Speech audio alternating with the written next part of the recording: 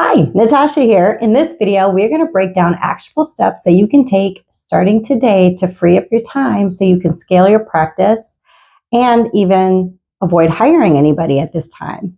So I am going to link my free guide below, which is Automate to Liberate. That is the ultimate automation checklist for private practice owners. So especially in the beginning of my private practice journey, I was a bit of a control freak, and I had to manually do all the things in my practice, from documentation to admin to billing, all the things. And I perceived that as being in control, when in reality, it was eating up every moment of my life. So the biggest takeaway from this video for you is to embrace automation and tech as much as possible. You don't want to build revenue by building stress. So before I even get into my nice little checklist that I already wrote up, I want to have an aside here of, if you are doing, anything with paper, oh my gosh, that's not, oh my goodness. Sorry.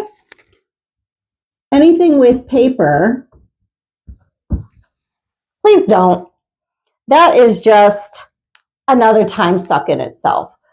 Eliminate, if you're using any paper, eliminate any and all paper if at all possible, and digitize everything, because it's just going to save you time in the long run. Because if anything that you're putting down on paper has to get scanned, has to get transferred into an electronic document of some kind. So I would just say, just don't do it. Skip the step. It's an extra step that you don't need.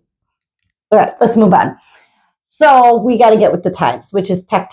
And I know for some, it might be a little hard because it's something new or we have to learn something. But I tell you, in the long run, this video is about what can we automate, what can we streamline. So a majority of it, I would say, even doesn't really matter your business model. It's going to take place, in your EHR system. So for me, I would say that was at least 75% of where my work was going, was in my EHR system. So this is, talking about client onboarding, client appointments, invoicing, billing, and I want to make sure I don't forget anything. Oh, of course, documentation. So, and that's primarily why we even have an EHR system. Because no matter what package platform you're using, you have this EHR system primarily because that's where you're going to document all of your things. So we've talked in previous videos about different ways that you can automate and or streamline your documentation. Again, I will link my resource below, which is my AI prompts, and that's called Control Alt Chart.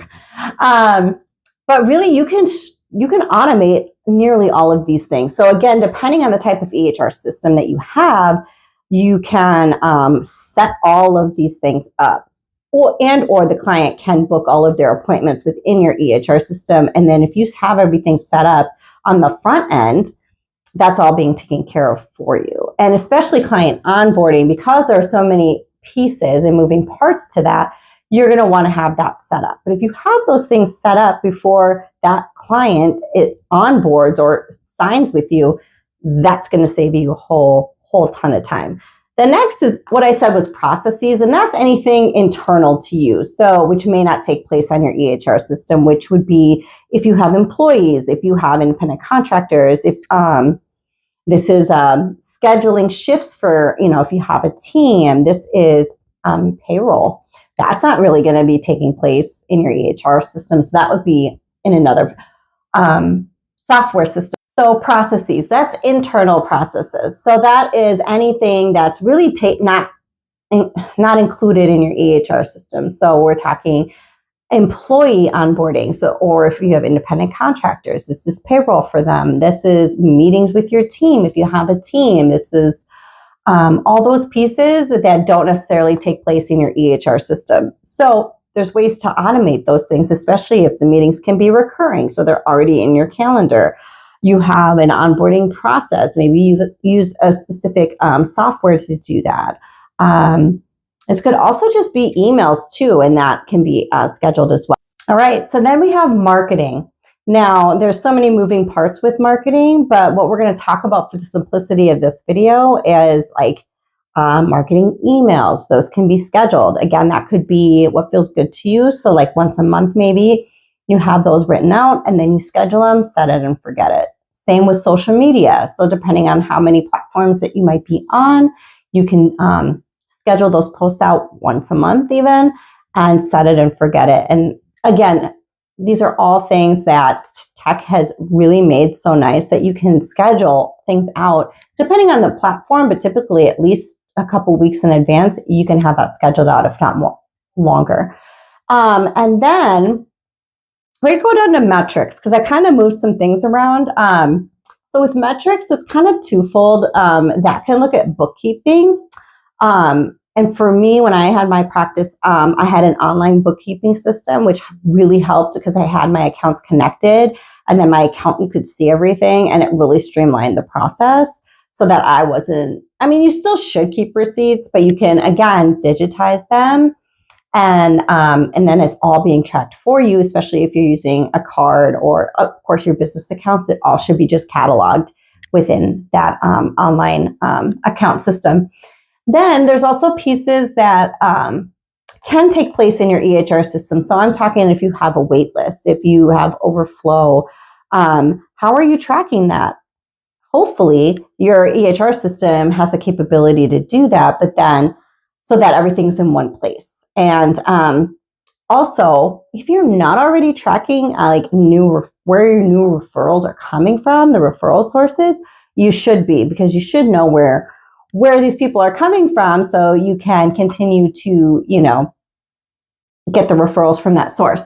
So depending on your EHR system, you can track that as well. Tracking and automating those systems is key. And those things that you don't need to do on paper, these are all things you can do within certain platforms, if not an all-in-one EHR system. So, now that I've talked about this, I'm going to do a separate video on why your EHR system is so important, because it is. It really impacts your ability to run your practice efficiently, especially when you can do almost everything within one system. So I will do a video on that. But what I will say is this is just a high-level overview, of course. There is the checklist that I'll link below, which is the Automate to Liberate. So there's more things in there. It's much more comprehensive of just all the things that you wouldn't even think some of them to do in order to streamline processes. And of course, I do have my practice breakthrough audit, which is that you would submit to me, and I will submit back to you a customized plan that plugs up all the leaks so you can get back your time and energy within your business. And as always, I will have another video out next week, which will be what to do when your calendar explodes, because that does happen. And I have some great tips for you on that. So until next time.